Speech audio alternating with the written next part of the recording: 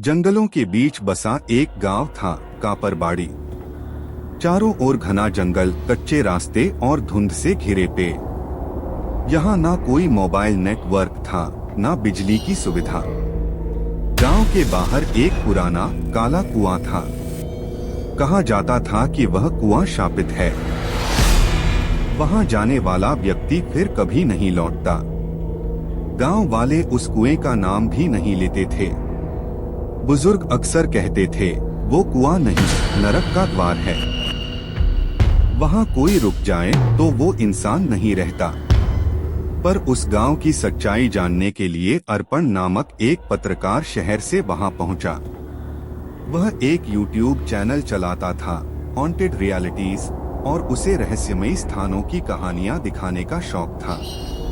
अर्पण गांव पहुंचा तो लोगों ने उसे देखकर चौंककर दरवाजे बंद कर लिए। किसी ने उससे बात नहीं की। आखिरकार एक शांति नाम की लड़की उससे मिली और धीमे स्वर में बोली, मत जाओ उस कुएं के पास। मेरी बहन सपना भी गई थी और फिर कभी नहीं लौटी। अर्पण को और जिज्ञासा हुई।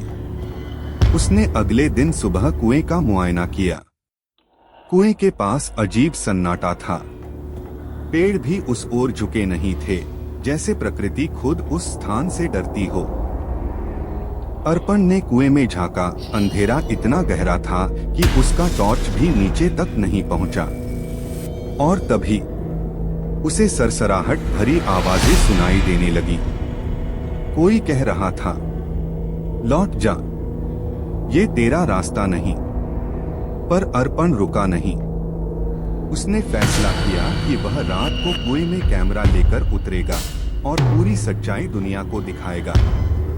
रात के ठीक 12 बजे अर्पण ने रस्सी और हेलमेट कैमरा के साथ कुएं में उतरना शुरू किया।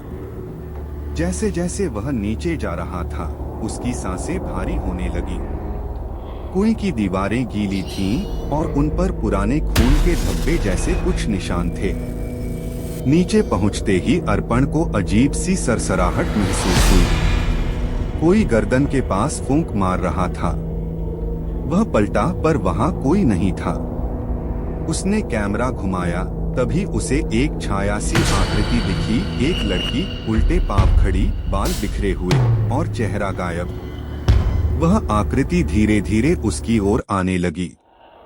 अर्पण ने जोर से चिल्लाना शुरू किया, मुझे बाहर खींचो, कोई है, रस्सी खींचो। पर ऊपर से कोई जवाब नहीं आया।